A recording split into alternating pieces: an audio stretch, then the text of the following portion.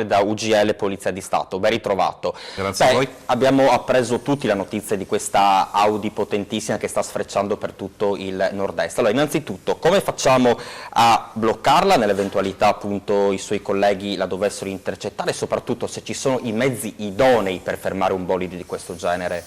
Ecco, e questo forse è già nella risposta, no?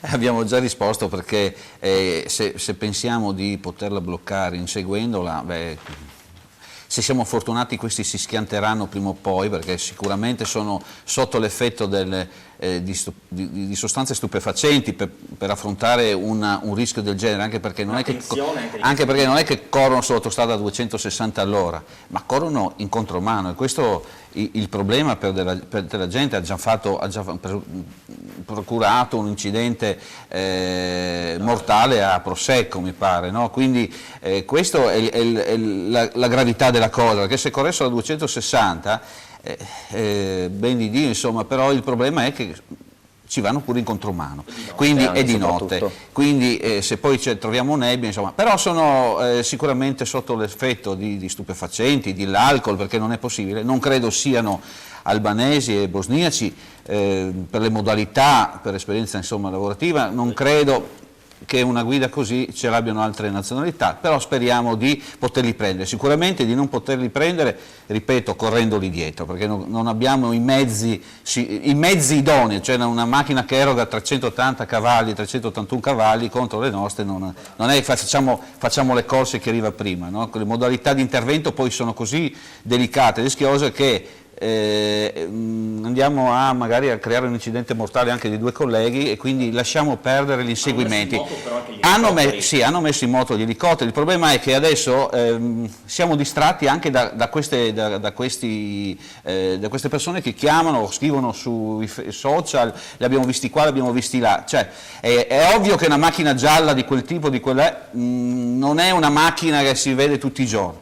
Il problema è fare attenzione, ecco, nessuno si deve inventare di fare il poliziotto e fermare, bloccare, perché c'è un'attività investigativa dietro questa autovettura che sicuramente, io mi auguro, ve lo dico con tutto cuore, che si vadano a sfracellare per quello che hanno già commesso su un muro, però sicuramente non saremo lì a prenderli con le mani nel sacco mentre stanno correndo in autostrada. Certo. Questo è ovvio. Io, padrone, con lei un minuto solo, sì, vorrei affrontare il discorso bullismo, il bullismo a scuola. È un'idea sua che si è fatto su questa, diciamo, tragedia sfiorata a Pordenone, vittima una dodicenne. Ecco, proprio un mio parere personale che esula dall'attività che faccio.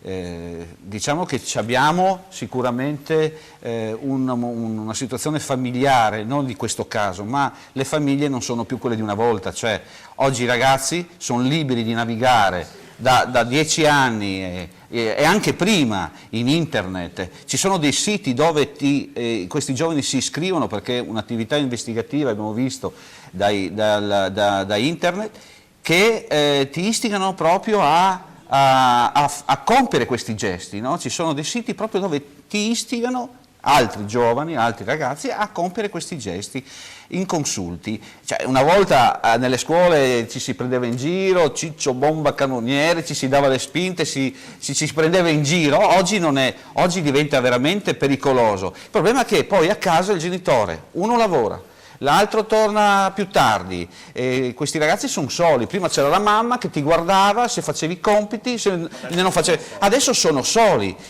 Se disgraziatamente hanno una compagnia, che oggi è molto più facile di una volta, non è che solo oggi, ma è molto più facile oggi cadere in compagnie strane, ecco che succedono questi episodi. Questo è un po' perché qua siamo abituati a scaricabarile, il professore ti vede per 2 ore. Questo è il problema, il professore non si è accorto che tu. Però forse dai temi, da qualcosa a livello psicologico riesce a intuire qualcosa. Però non è che il professore è la causa perché non ha guardato il tema, ma è chiaro che se qualcuno scrive una cosa del genere, il professore è la prima persona che deve avvisare i genitori. Ma è quello che è il dopo scuola, il prima di scuola. C'è tutte queste cose, non c'è più, secondo me, un'attività di famiglia come era prima. Questa è la realtà della cosa. Grazie come sempre a Raffaele Padrone della UGL Polizia di Stato.